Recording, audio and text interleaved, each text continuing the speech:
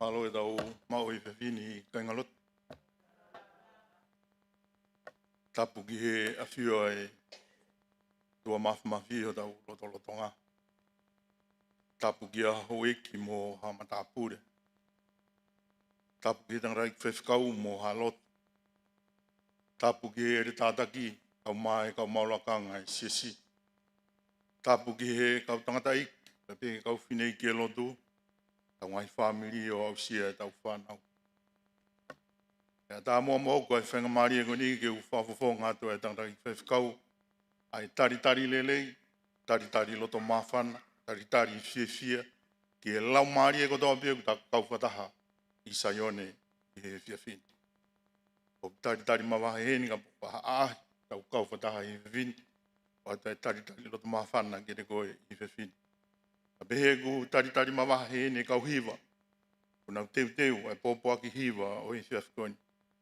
O tari loto mawhana ka ki mautoro. Tau whawhitai me tau whamalo. O hi koe tau hi ai o tua o whai me tau mo ui me tau ngai whamiri. O tau wau sia mai e wiki hono ua. Ahina hono tolu. O i tau koe. Neongo nei kai ke honge whaingata a he hala whanonga. Ena iai be hononga hi pia o tā. Tau whawhitai be. E ke i sātai be a sātai te ki ke riwa ia. Bongbong e whiawhini ko tari mawahe ni e whewhkau e sesi. Samson lolo. Ka moe pōpua ki o amana ke wahe. I he whiawhikoini. Ka tawange pego tua mawhi ki ni hanga whaitapu kina koe ka maho whamiri. I he to'o whatongia moe tataki o whai ki sesi e tau koini. Tupe mua ke haere mai no lau maari e o wholofola. I he wholofola ke hanga teu. E tuke hoko ia koe tāpua. I he lau maari e kotoa pego tau kau whataha. E whiawhini. Koe wholofola himi ko whiri ke ka mata ke tau lotu o tau whawhitai e whiawhini o no uangeau walungofulu mau a himi. Ka tai ka mauia o mea ke tau hiwa whakangongo mai ke tau piano malo.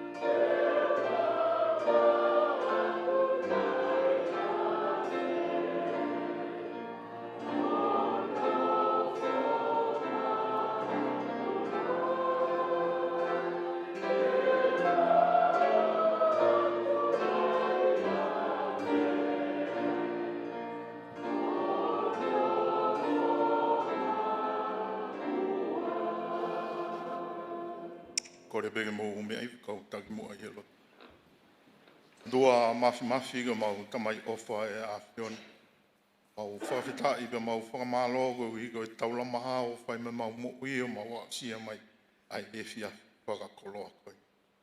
Mau whawhita i anga i e koe ni o kulele i be tangata i whewhikau o no whamiri. O kulele i be a si ngahi tamai be mo si ngahi whae. Ka peheke ngahi whamiri o i sisi i e fia koe. O mau whawhita. O ki hanga tāpuni e matapao e whaingataa. Ka ke whakawa sa ione. Mo ki mautolu i he whakakoloa. E whiawhini o mau whakatahataha mai ki mau whanongoa o pōpōa ki e whiawhini. Kore beho lau maari e. Haere mai o wholofola i o wholofola i whiawhini. E tuku e ke hoko ko e tāpuaki ki ngai whamiri e sisi i e whiawhini. Tua mafi o mau lotu mawahe i e whiawhini. O hui ko tangata i whewhikau e mo e pōpōaki o whaihono teu. Ke whaihono whawhanga whakalau maari e ke sisi. Tuku mua ke mautari e pōpōaki ko ia ke mau mo'ui. Pea kumuni e ke hoko e whakaloto lahi. O uhi ko e whanonga whakapirikimi o mau whai bea mei taimi i tāni. Whai tā pekina e whaifkau bea mo e teu. Pea behe ke hino tataki o i sisi i e tau koe. Mai o mau lotu mawahe i e whiawhini. O uhi ko e ngahi polo kalama i sisi o hanganaki mai i e sāpade. E kau aahi ko whai e tala noa mo e whakawhi ka te kinau tolu. Ma lotu mawahi ma kinau tolu i he whiawhini. Ke nau tari e whakawhi bea mo ui ko ni ki he sāpate ko ni. A be he mau lotu mawahi he ni ki ui ko e kau tala mo e sisi. Ka mo e whotutu o e ui ke haa mo e tau ko ni. Kore beho lau maari e kau i he ngahi palani mo ngahi whotutu be mo ngahi pōpōak. Ko whaihono teu ki ngahi ui ke si i hanga mai. Mai mafu mau lotu mawahi ko hui ko kemi e sisi. Mau hanganaki e kia i e kemi ko ni. O whai he palani kia i e sisi. Kai kia haiwi, kai kia hamalohi e ki mau tolu. Kore beho lau maari e, aere mai o toni e sisi. Tuku ke mau ngau e whata. Ke mau whakakato e kemi ko ni. Mono ngahi pōpōak. Ta behe ke kau whaifkau te nau whaihono tataki. Mau lotu mawahi e whiwhini ko hui ko kau tōreke. Kai ki mau kau whataha isa i one. Ke ia ua tupea e ofa pa mo e keresi ai a whiona ka te nginau tolu. Ka pehe ki a nginau tolu nau mamata mai he ope. Ke whaita pe kina pe kinau tolu. Ngai whatongia ko toa pe u teo fuisia. Ka mai mafu mau lotu e whiawhini. Anga mua whamore e mau tono nou ko toa pe. Mau kore katoa e ngahi meani wafa o ala wa sisu klaisi ko mau whamo ui. Amen. Amen ke tau hiwa mawahe, pe ko whahawhi i ni kau hiwa, na ulawa mai o whahoko. Malo.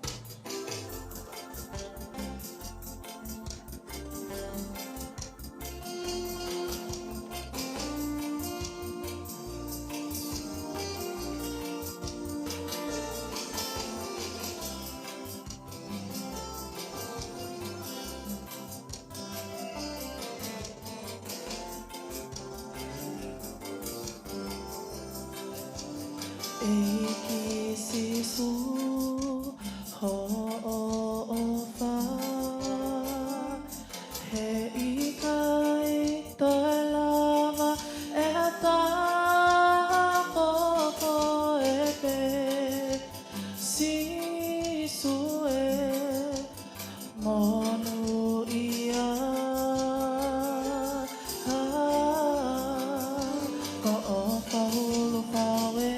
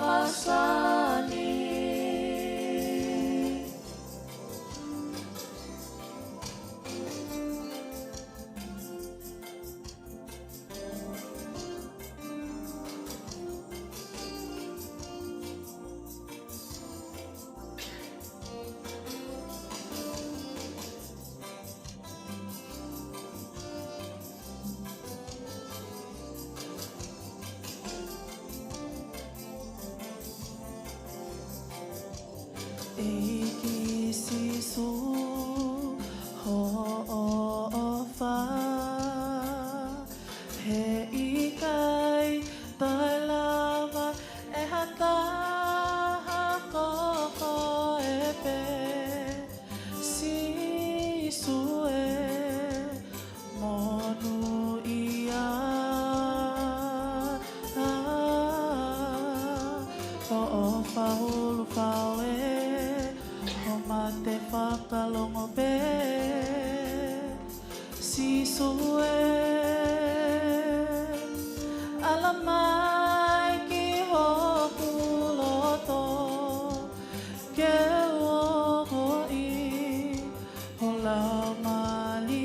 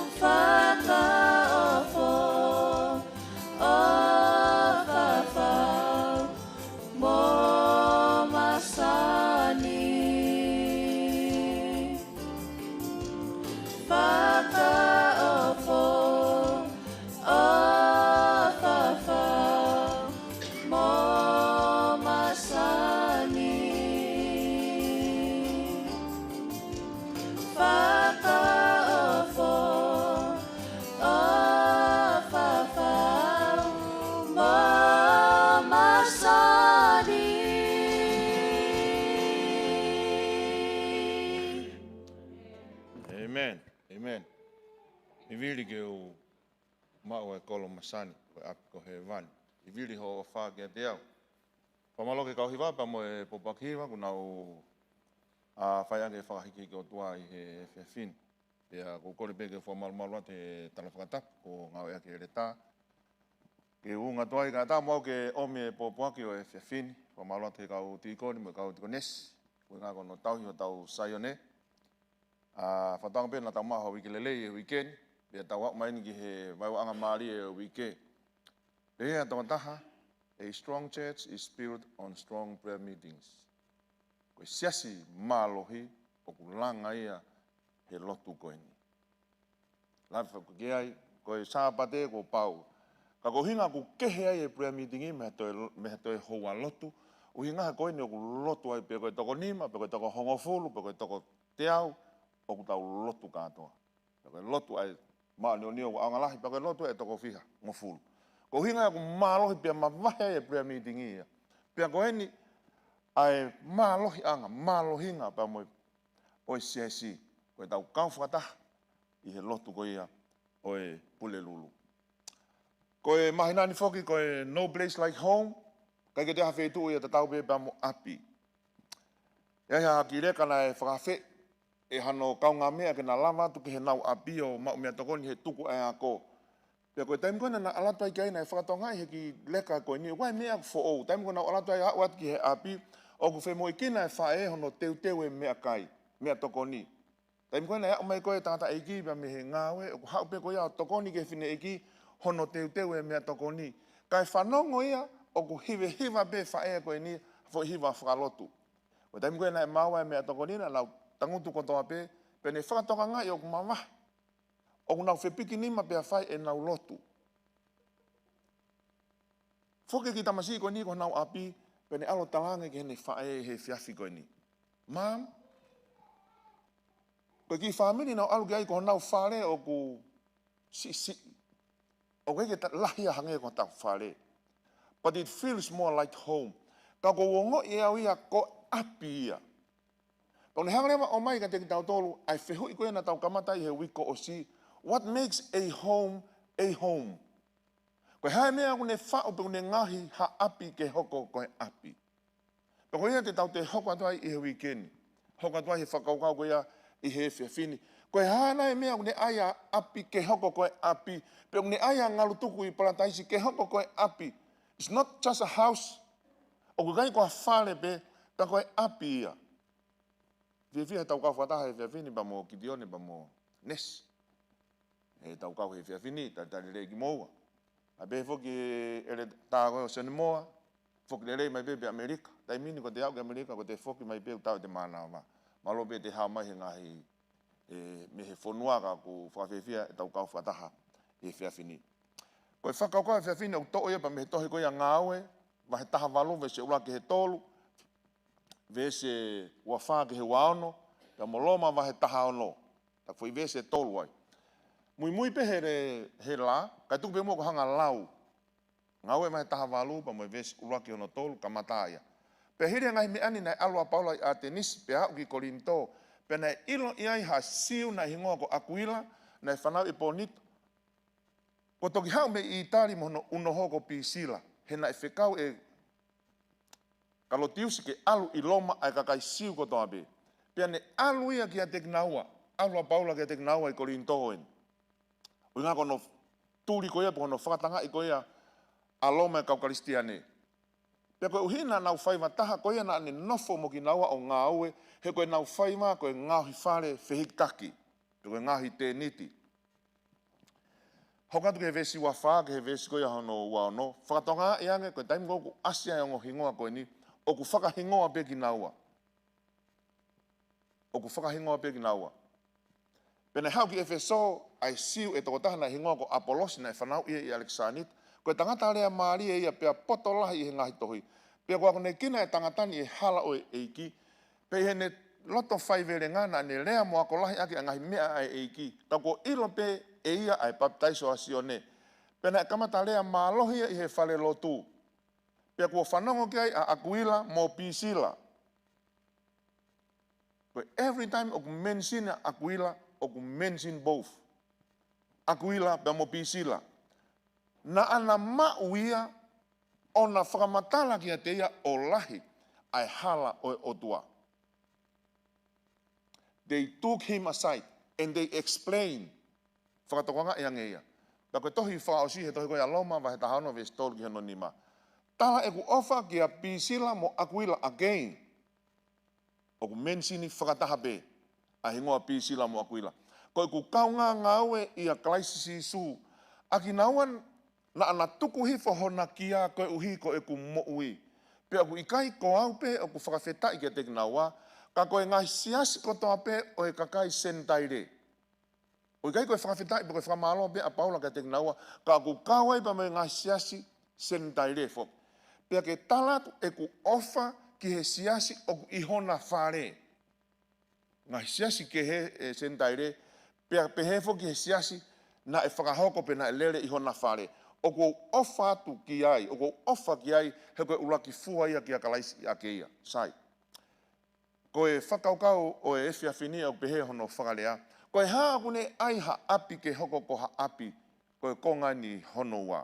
Ke tau lotu, lau maria e maani oni, wholofola mai ho tamau eki, ki ho siasi, ho saione, pia whakakoloa ki mautolu eki, ka miho o wholofola i he whiawhini. Amen. O wai whoke lea ia aku pehe, he toko lahi, home is where the heart is. Ko api, koe wheitu ia koe ko holoto. Peneongo o ke heni ko ia, kai mahalo pe o tuku holoto i api. Pe te ke alo wholau ki ha wheitu, kai ke tuku pe holoto koe i api. Pe aku ui ko api ia. Ko api koe whitu ia ku ke ngoi ke malu ai, o ku ofai ai koe. Kau tala noa e wholawhola ia ke ha mea au toi loloto ange ia. O ku ikai ke whakamatala e api ia e lahi koe ia whare, pe koe whakawhoa nau nau, o ku iho loto whare, pe koe tō maare, pe koe koloa ia, ai api koe ia, pe koe whamiri koe ia. O ku ikai ke whakamatala ia he wholawhola, ko api ia. A home is defined by who lives at the center of it. Ko apia o ku whakamatala ia, ko hai o ku hoko koe pe koe senta ia, o e whare pe koe api koe ia. Aia lema koe whakaukau ko omi he whiawhini. A home becomes a true home when Christ is at the center and the family serves him together. Koe apia he taimi o ku ohoi pe senta ia kalaisi. Pe o ku ngau e whakataha e api koe ia pe koe whamiri koe ia ki he otua. Whakawhiawhia e whanki whamiri. O ku hiwa e whanau. O ku kau whakataha pe o me tamai wanoa ka pate e tū mātou kuai. E tamai whake tū kuai ka te sāpate, e unu e nau kau hiwa nā tōru ki he wiki kahau, hene malanga. O wale au e haka koe, anako o ui mai he, ika, o koe ke pure tū kuai ke ne kau hiwa. Te mau hiwa pe mātou he whiawhini whai whikau. O koe ke pure tū kuai. Whaka ofa. Wanoa ka pana isi i kau pe a. Pea ku ngau e whakataha. Nau pehe ko tūkua koe ne pehe me koe sāpate tama. Te mau unmatoke hui ka au hiwai, te kore e kau hiwa kena hiwai whiawhi. Pea os mau ia na pana muwhatonga ina te huma mau ia te ririwe hiwa. Uhi ngā koe hawa ana, o koe ke kau aka tūkua he mau kau hiwa. Ka koha api o nau hiwa, whamara tūkua ho hoko a koe koe pure hiwa. O ku ngau e whakataha ai whamiri ki he otua. Wa kuila pa mo pisila na kai ko hango mai tu mari mahal kai ko tu kai ko palo fita ki nawa ka kai huse pani ti pa mai wifi na ngau e whakataha pe ai ko na ulave ko ki ai ko e taimi ko to pe e whaka fo tala no kai ki he tamai pa mo fae ko ni huse pani ti pa mai wifi ko ni they are mentioned o ki kai ke tala no pe ia ko taimi ko to pe asia ia pisila aspe mo akuila pe pa mo pisila akuila pe pa mo pisila o ku hiki pe hona hingoa na waia. E tohe ngawe, e tohe loma, tohe kolinto, pe mo Timotefo. O ngune hanga o mai e whakaukau mahu inga koeni. Na ana whakatou ngawe loua pe. Pea koe ne api na iaia kalaisi, ko ha whamiri o nguna ngawe whakataha. Aia koe whehui koe e whiawhini, what makes a home a home. Koe hana e mea o ngune hanga ngahe api ko ha api. He guiana malama pe ke ai, pe he whaki he tangata ia, ka pau koe ha tamai mua whae, ka pau koe ha husi paniti mua waifu, ka koe ka hana whanau, o koe kai ke api ko ia. It's not home. If you don't have children, it's not home. O koe ke api ia. Ka koe kai ke pehe tala noa koe, ko apia, ko ha familia, o ku uhoa ia kalaisi. Koe haene mea o kune hanga ai ha api, ke hoko ia ko api. Whakatonga ia o ku asi loa pe, akuila, pisila pa mo akuila. Akuila, pe mo pisila. Koe ai e ana, koe ne te tūni koe tūkua, o ana pe mo tūkua, o pule ke kau hiwa. Koe tūkua, alo whakangongo ke ana, ke mo whakatahai. E koe hao ko talamai e, hao ana talamai e. Whakakau e tolo ko whe omi koe i he whiawhini. A home becomes a home when Christ is the foundation. O ku hoko ha api ko ha api, i he hoko a kalaisi koe whakama e ia. Na tau lawen koe ki ai. Ia oe koe na paula koe ki Korinto. Mana tui ko whae whakatanga, pia ku aluai a akuila pa mo pisila. Na holai pa me loma. More na koloa, more mahapena, koe ke whamatalai pa hae tuunga nane ai. Ka ku more tuunga malu e family. Ka pate ke hiki mea whanua ki a whanua. O kui kai ke alu koe mo e kotoa pe oi mea au ke alu mo ia. Tai mwena maha oi koe ki Nusilani. Koe katolea tampe na hao mo ia.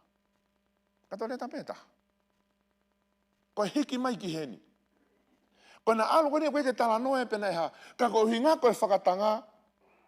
Pau pena na alu, ne keke na alu kotoa. Pena na alu lema pe me noa. More tu unga malu koe na ki i family. Koe mea tāna keke more mea teki nawa. Yet they did not lose their faith. Praise the Lord. He whakatanga koe ni nai whakahoko. Pea koe taimi koe nei hawa tā Paula ki ha family pe whakatonga e koe context yeni. Turi ki nawa whakatanga i bia me i loma, na hola ki Korinto, whaowai hona ki i family, na langahi te niti ke mauanga mo ui. Taimi koe nei aloha tā Paula ki ai, koe ni e family, te eki tū lelei ai, na hanga maua Paula ki hona family. tau tolu foku tau wha o lewa ke te mau ha api lelei. Ka te toki o mai ha whai whekau. Ka te toki hanga o mai ha toko taha maho inga pehe. Alo atu kai nā paula ki ai, nā hanga ki nawa o mai en. Pero mea nā hoko ki hona api, their home became a place where work happened, fellowship happened, ministry happened. Ke haki api o langa fo'ou i ha whetu na nā kumi mo ui ki ai. Pero kumi huwhanga ki ai. Kai hoka hona whare. Ko he ngawi nā whai ko he aho. Na whakamuomu ai mission na koe aotua. Tai me lau tau whahiki mai koe ki he ni fo'ou na tō fo'ou. Raki ngawe, o alo e pia ngalo mai sāpate, ngawe pia pako eke atu, o rea whai whakau ke whengai ke mau ki i tū lelei, ka mau toki hao ki he lotu. O he ngā whe mau he whamiri, ke malu, ke mau hatunga whakaseni lelei, ke mau ha whale lelei, ke nofo ki ai. Ka koe alo eni a akuila pia mo pisila he whakatanga, pia na alu ke nofo hiri he. Pia koe taimina hawai a paula nana mao. O ne hanga whakamahino mai hen. Their home shows us that the home becomes strong when Christ is not just visited but invited to stay. Would you say amen? Ko api e nia. O ki kai koe tuunga koe o lelei e tuunga whakawhamiri, pe koe whale lelei, pe koe tuunga whakaepaanga, he ku tau momoia ki tau tolu he taimila. O hi ngā koe kei ke ulotu, o hi ngā koe ke u, pe e koe hae tuunga koe iai. Raki whinga e ke sai ka toki whae rotu. Ko heni ko akuila pia mo pisila, ko turi ki naua pia mi he pe nao ki heo nofo ai, ka mata fo o ai, pe ko taimina e awheta paula, ko naua nan hanga maua paula ki api. O ni hanga pore i ki tau tolu. E hoko pe whare ko ha api when Christ becomes its foundation. Ke hoko ia koe whakamae. Mole na mea ko toa pe. Pe ne hoko kuna hiki whonua ki he, mea pe tahana eke mole na tui aki naua. Nei kai pe more. Pe koe api ko ia o kulanga ia kalaisi e tuuloa ia. Ta tau e pe koe haha mea tene hanga, ha pole tene hanga, tena whihanga ngai moia. A home built on Christ stands even when life forces you to move. Ta tau e pe, ka pae pole i koe ka tau hiki. Pe koe whe pe ha pole mo ui. Tai mlahi koe ke tau wha amalawa. Alu pe toko taha. Kai nofa toko taha. Nai kai kana alu ke he aku i lai pa mo pisi. Pea koe ke o mai e nia, o toko tala noa whake ki mui. Ka koe ni ko tala mai koe whei tū pēna na eina na alu pē. He koe mālohi o ha api, o koe ke fuha ki he tuu maari e. Ka koe iai koe ha kalaisi, moni ele hiwa koe whanau. With Jesus in a family, happy home. Ka iai a sisu ko sisu he family, koe api fie ai. The strength of a home is not measured by wealth, but by the presence of Christ. Ko apia, ka baulanga e whakamae ai, ko lawe ne pene a kaunanga. The home where God is worshipped is the happiest place on earth. Would you say amen? Ko e api ko ia, o ku loto ai koe ki he otua. O ku hoko e otua, ko ia mpe tongo taha. Ko e api fie alahi taha ia i he mamani. Ko api eni. Pero koe whakatau angea, ke hoko ho tau ngahi whamiri, ko eni o ku tala noa kia eni. Hoko ho tau siasi, ko eni o ku tala noa kia eni. Ngana tuku i paradise. Koe whehu i koe e whiawhini. Is Christ the center of our homes or just a guest on Sabbath? O ku hoko nai a kalaisi, koe uho ia ho tau ngahi whamiri, koe uho ia ho tau siasi, pe koe toki whakawhi pia, ke ne hoko koe kes, i he aho pe koe taimi o ku tau lotu ai. O ku hoi nai e lotu i api, lotonga wike. O ku sio mai nai e whanau, o ku hanga, o ku tau hanga whakama e tohi tapu. Pe koe tau tui o ku tau toki ngawe akpe, we only practice when we come to church. Ka iha wheitu ko toa pe, o hinga ku tau hanga whakangata e tau tōruia, ai siasi pe koe lotu ki hen. But let me remind us, you are the church, I am the church. Wherever we may go, ko akuila pe mo pisila, na nai loma whakatanga, koe siasi na wai. Koe taimina na hiki mai ki kolonto, koe siasi na wai. Koe wheitu ko toa pe te ke aluai pa te aluai, we are the church. Koe siasi, koe siasi. Koe family, koe family au. family have a fin. If Christ truly becomes the foundation of our homes, then our homes will become places where faith grows, e tupulaki e tau tui ai. Ka pau e hoko a Christ, ko e whakama e ia. E ako ai e whanau, e merino. E merino. Pea koe ui e mba mo e pore o e fiafiko eni. Tupua ke tau te whoko to e langa ho tau ngahi family, to e langa ho tau ngahi api. Ke hoko pea uho ai a Christ. O uho moni ai. Whakaukau hono ua. A home becomes a home when family serves together. O ku hoko api ko api, he taimi o ku ngau e whakataha e family. E hoko e siasi ngalutuku I parataisi, ko e siasi, he taimi o ku ngau e whakataha e ngahi family. Utu say amen. Ko vesi ua whaaki he wao noel. Taimi koe na alata e koe Apolosi. Pena kamata lea malohi e whalero tu. Pea kua whanongo kia akuila mo pisila. Akuila mo pisila. Na ana mau whakatoloua pe, na I kai ko akuila pe, ka ko pisila foki. Tana e whausai au pito a pisila ya. Malohi au pito. Ko tio ku lahe kau pisila hin. Akuila mo pisila. Ona whakamatala. Ona whakamatala kia teia o lahi ai hala o tua. Penea mai alu koe na Apolosi na si tapepe o alatu koe a konga. Kana ne alu atu koe ni nana whakatou mau pe, nana whakatou wako ne kina pe kina ua. Na ikai ko akuila pe, taimi lahi fok. Teke pe he fine motu a e motu a keha. Whai tau lotu. Ko koe koe ule family. Whai e mo pou pou. Koe ni nai ha, na ngau e whakataha pe. Akuila mo pisila. Pea na ana mauia. Pea na ana whakamatala ke te. Na ikai whai pea ko na ki ia e akuila kai sio pea pisila. O ku hoko api, ko api, he taimi o ku ngau e whakataha ai family. O ku ikai ke whakawhalala beha tōta. A home that works together for Christ stays together in unity. Ko ha family o kuna ngau e whakataha mai o tua, o kuna wha o taha pekina tō. Pea koe mea matamata lele. Mea matamata lele. Kapa e te tu atuku, a te tu mo ana. Ngau e whakataha pe ngahi family, whanau. Pea maoni pe whatsamea, nā ko fia, he ku whanonga o ku a ema e ku whanau I ha. Pea ki te ha mea whakafia ia. O ku malohi e ngahi family, when they serve together, families grow strongest. He taimi o ku nau ngau e whakatahai. O ku ikai koe tamai pe, o ku ikai koe whae pe. Kau whakatahai pa mai. Kai ke ngatai, e toi malohi lewa no formali, he koe ngau e, o ku ikai koe motu a pe pa me whanau, ka ku ngau e become a partnership in God's mission. Ke tau hoko koe kau hoa ngau e ki tau tolu.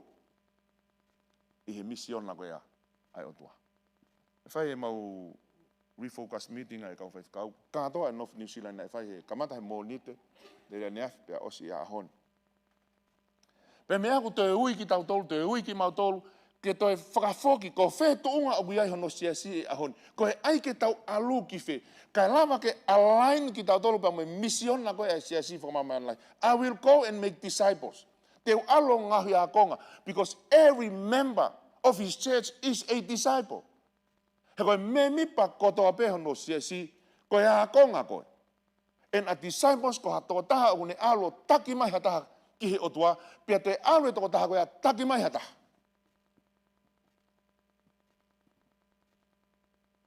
Pia koe ni koe a konga. Akuila, pia mo pisila. Nana ngaue.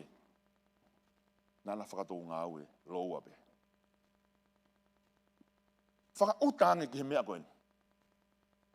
Ka pau koe whamiri ko toa pe I ngalutuku. Te tau ngaue whakataha ki he otua. Whakautange ko tau ngahi api. Ai tamai pia moe whae, pia moe whanau. Pia ku kau e whamiri ko toa pe, o tau ngaue whakataha. Husipaniti pia moe wife. Tau ngau e whakataha. Ilo ka ku lahi pehe ngai whamiri e ahoni o ku mau. Many homes break down because everyone is living separate lives. Alaka pe mawahe. Al pe ia te ia. Whai pe e ne mea pe ana. Ui ngā nei koe to tonu ia e tangata ku kamata ke whakalele aki hau tau ngahi family. Ui ngā koe to tonu e ni o koe ke te kau mai koe mambe mo teti a te au. Mata lelei pa manu meri e ia. He taimi o ku ngau e whakataha e family o tua. But unity grows when families pursue the same mission. Taha pe misiona e family ke whakamoi lau maari. Family kontoa pe ke whakamoi lau maari. Peko weekend koe ni koe tau homecoming sepe. Will you be able to reach out to someone? Kua fuoloa ke toi whiohi pia mo iai. Ke toi hau heni ke toi whamanatu ange ai taimi koe ana mo tautu whakataha i sa ione heni. Koe hana e fo iongo he taimi koe ia. Ka pau te mo toi tautu whakataha. I sāpati koe ni sa ione. Koe ki kau a alo. Kai whakatonga ange o taha pe na wa alo, pe o nau a alo pe pe tau mua koe direction o taha pe o nau a alo pe ki mua. Pe koe pa mai toko taha ni hanga hangi. Pe o nau a alo whakataha pe koe tau mua pe taha o nau a alo ki ai. O koe ke a alo hani i hia whai taha na alo na toki mui. O ku taha pe nau tau mua, pe o taha pe pa mai rie nau fohe. Na nau a alo whakataha pe ki mua. Whakautanga e family i he whiawhini. Ka pate tau kamata ke tau a alo whakataha pea.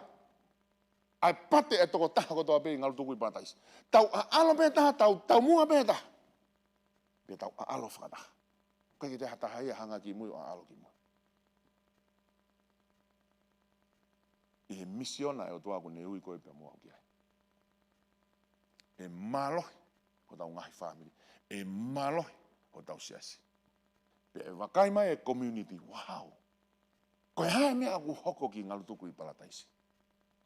He unau a alo pe. E whetu e taha. Mata lele te sio ke taimu unau a alo ai. Taha pe e laku e nau pate. E nau fohe. Whakau si.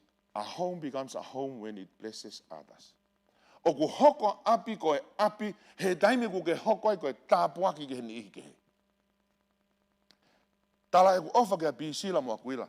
Koe ku kau ngau ia kalais. Aki nawana na tuku hifo hona kia. Koe uhi koe ku mo ui. I he kuanga koe ni loma he whakatanga. O ku uhi ngani. Ko hataha ko ne loto pea ke to e ne moi. Ko na tukuange hona kia whakatau osi. Akuila mo pisila.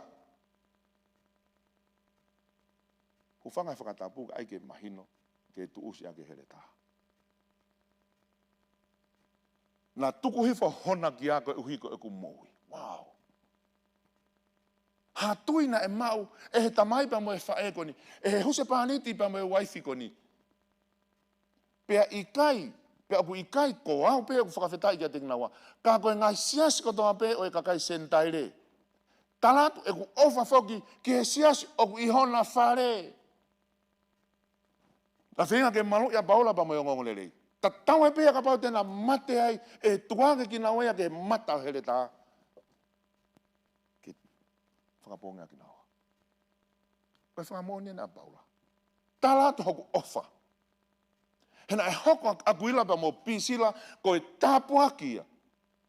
Koe tāpuaki ki he ngau koe a otua. Koe tāpuaki ki he apostolo. Koe tāpuaki ki he ngai siasi tatakai. Koe tāpuaki na te hoko hona api, koe siasi. The church that meets in their house. Iai pa mo ki siasi. Lolotonga e na ngau e ki tua. Lolotonga e na ngau e ki apostolo. O kuna toi lolotonga ngau e peki nawa ia. Ki siasi. Nai hoko be na loto whare. E lama nai ke hoko tau ngahi family. Ko ha tāpua ki ke ni ike. Ai ke whema ia mahalo. Lere ha siasi ai. Na ke mamahe ko lere ha ki siasi ai. Ha o ita. Wego uhinga ni ki ai. Kai hoko be ko e tāpua ki. Pe paula. Na loto pe kinawa ke na mate. Ko ngā kua. Ko ngā koe ngā siasi. O wai pe ki siasi. Na lele pe o na loto whare. Lava whewhe. Ke na toki hiki atu ki ai. Me he whakatanga nai whai loma.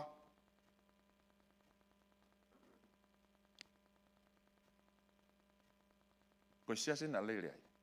Whakataha kia kakai. lotu ai, whai pa mai lotu, pena hoko lewa hana api, ke liliwa e ngahi mo ui. Hoko hona api, ke liliwa e ngahi mo ui. O kai whoki ke pehea ke hoko hau api. Tau mimi liliu mo ui e whaia ha malanga evangelio ha futenit. Liliu mo ui e hoko ia i whare lotu. Liliu mo ui e hani ihi hen. Na e hoko hona api ko e siasi, pia liliwa e ngahi mo ui. Ta kui kai whakangata ngata ia. Kui ngā koe wheitu uko toa pēna na iai na hoko nawa koe siasi. Na nai lo maini, hoko nawa koe siasi. Na hiki ki korinto, na hoko pē koe siasi. Pia liliu pepa me ngahi mo ui iai. Their home was not only a place where they lived, it was a place where others experienced God. Malama nai ke hau hataki api. Tene hanga i o a usia e otua. E anatu ke ho api tene hanga a usia e otua. Tene ilo e otua. O kui kai ko toki hau pe ki ngalu tuku i parataisi o maulotu. Ka ko si ilo pe ko ne anatu pena ki api ko e siasi. Ko e siasi. Kai ke whakantangata. Pe ko whē pe ha potu. Ta ku mahina mai ko akuila pa mo pisila. Ha whē tō pe na na iai. Na hoko pe naua ko e siasi. O ku hoko e api a top tapu. He taimi o ku hoko a ia. Ko a wheitu u ke whakaapa ia e otua. Peke hiki hake. Ko e api malo i taha, the strongest homes are homes that bless others. Utu say amen. Ko e api malo i taha, ko api o ku hoko, ko a tāpuaki a kene ike. O ku hoko nai hoko api, ko a tāpuaki kene ike. O ku hoko nai a ngalu tuku i parataisi o tau ngahi family, ko ha tāpuaki ke hene ihi kehe. When Christ lives in a home, that home becomes a light to the world. Ka iai bea si sui ha api, e hoko ia koe ki mama. Penena kaunanga pestolua Adventist home. Our homes are to be centers of Christian influence. Ko tau ngahi api ku totonu pe ko pau ke hoko ia koe ngahi senta o e iwi tākia kina whakaristiane. Utu say amen. O kutotonu ke hoko, ho tau ngahi api. O kutotonu ke hoko a ngalu tuku i parataisi. Ko e senta pa ko e iwi tākia kina whakalotu, whakaristiane. O ku lata atu nai hani ihki ai. Ko ke whakawhei nai hataki ai. O ki gai koe uhi ngā ia koe masani ke hao sio, uhi ngā pia ko fusea. Po ke hao sio, po ke ha mea fo o nei toki, o ta hofu TV. Our homes are to be centers of Christian influence. Ke hoko api koe whetu, koe iwi taki kina. Why? Because you are the church. I am the church. You are a sanctuary. I am a sanctuary. Alutoku i paradise. Whakautanga ka pai hoko ho tau ngahi api. What if our homes became places where people experience God? Tau sia he ni ike he ai otua. Ka pai hae kau ahi. What if visitors, neighbors and friends could come into our homes and feel peace, kindness and Christian love? Ko ha wheitu e hawai ki nā tolu. Ha tāpe tene humai ki hoku whare. Tene iloi pia koe whare ne whai whikau ahu whitu. Tene iloi pia koe api ne koe whare ne tōna ahu whitu. Ke wheka pai hoko ho tau ngahi api ko ha wheitu uia. O ku tali le le ai. Pea whakaloto lahi iai hani ihi o ku awhe mai ai. O ku gai koe ne awhe ati api pa mo hanga hake moa o ko ka i tōna taha. God is calling Benros families to become centers of Christian influence in this community. Why? Because the mission of the church does not start only in the sanctuary. O kai ke kamata misiona o tua ke kamata ngal tuku I palatais. O ku kamata ia mi api. It starts with you. O ku kamata ia koe. O ku kamata ia te au. Tu ke whakaosi e whawhin. Ko akuila mo pisila, na kei ke whamatala mai e whare na nofo ai. Ko na ki whare pe, na whaia na ngahi tēniti. Kana e hoko hona api ke liliwa e ngahi mo ui. Why? Because Christ lived there. Ministry happened there. People were blessed there. Would you say amen? Pe koe hae ai tu unga na e hona ki api, ka koe mea ni na e hoko ai. This is what makes a home a home. Ko ene mea une ai ha api ke hoko o ha api. This is what makes ngalutuku i parataisi a home. Ko mea ene une hanga ngahia ngalutuku i parataisi ke hoko koe api. O kui kai koe a, o kui kai koe nau, o kui kai koe masani, o kui kai koe tuumari e, but Christ living at the center. Family, if we want our church to become a place where people experience peace, kindness, love, that change must begin somewhere. Ko baube ke kamata liliwi ya feitu, and it begins with me. Ko baube ke kamata ya, it begins with you. Ko baube ke kamata ya, ko baube ke kamata ya koe. I cannot change you, and you cannot change me. Kei te lava liliwi koe, kei te lava ko liliwi. But God can change both of us. Would you say amen? And if we want a different church tomorrow, we must allow God to change our hearts today.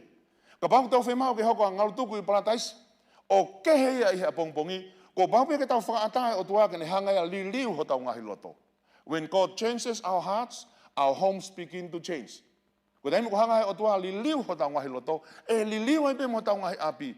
And when our homes change, our church begins to change. Porque taimi ko liliu ho tau ngahi api, e liliu ai pe mo tau siasi. And when our church changes, our community will see Christ. Would you say amen? Porque taimi liliu ai ang ngalutuku i parataisi, e wakai mai e community kia kalaisi. And with Christ, there truly is no place like home. Pero hinga koe henia kalaisi, o kikai peke te aha feitu uia tatau, pia mo api. Whatoangi hanga utua o whaitapu ki na tātua. Amen.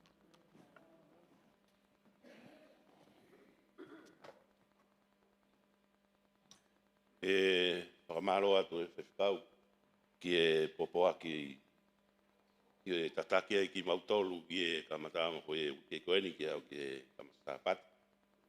Ka koe taimi ene tau lotu mawai i e ngai kawenga koe lotu. Tau lotua e kau whakaafe ke sa pate ai. Pea mo e wike lotu e kau talavou. Ko e kau mo e tei kemi. Kau tei kemi. Kau lotua mo e ngai whaamiri o siasi o ngarutuku. Tau tokta, toko ua. Kuia pe malo.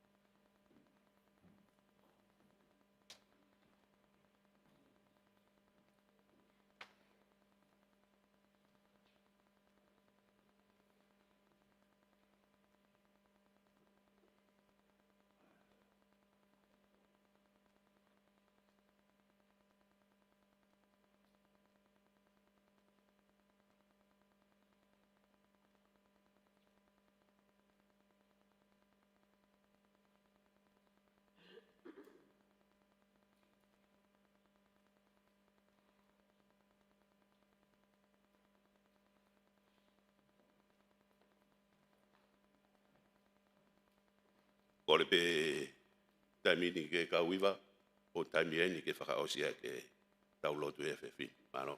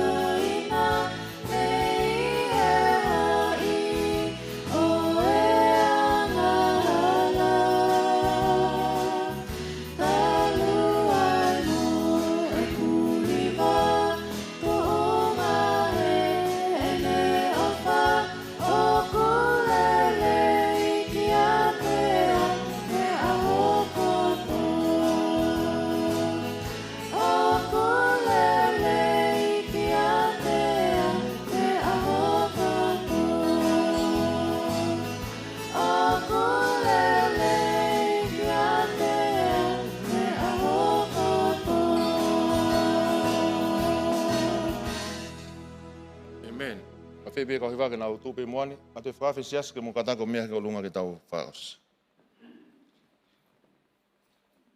io e ke ko ke te ha talanoa mari talanoa bobo talanoa ko ifo ke he fanongo ka ko talanoa e kolosio e afiona ko talanoa be e taha ko mga tunga e mau heni ko talanoa be e ke ko matu o ngai o ku ke uia ya ngalu tuku ko ngalu tuku I palataisi ya ke uia I mo ki mau tolu o mau ngahi family e ki mau kore fa more more atu pa ko ngago ngahi laka pa ko ikai malawa ki mau faka kato ai uia e afiona ke mau tolu ki mau hoko ke ka wa konga ki mau alo ngahi kakai e tuku e ki mau kamata ke mau hanga ngahi api ke uho pe a senitaya e afiona e ki mau ngau e whakataha o mau ngahi family.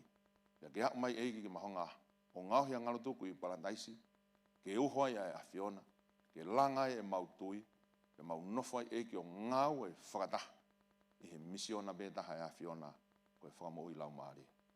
Tuku ha mau tāpua ki hoa koeni, ke mau tutuku mo keresi mo alofa. Mau kore kotoani he keresi ai eiki ofa e tua whiohi ma lau maari e maani oni. Mauha mo alofa e family o ngalo tuku I palandaisi. Teu te watu ki ho haere angawa mai o oa na hiri, kai whai pio tai ngata. Amen.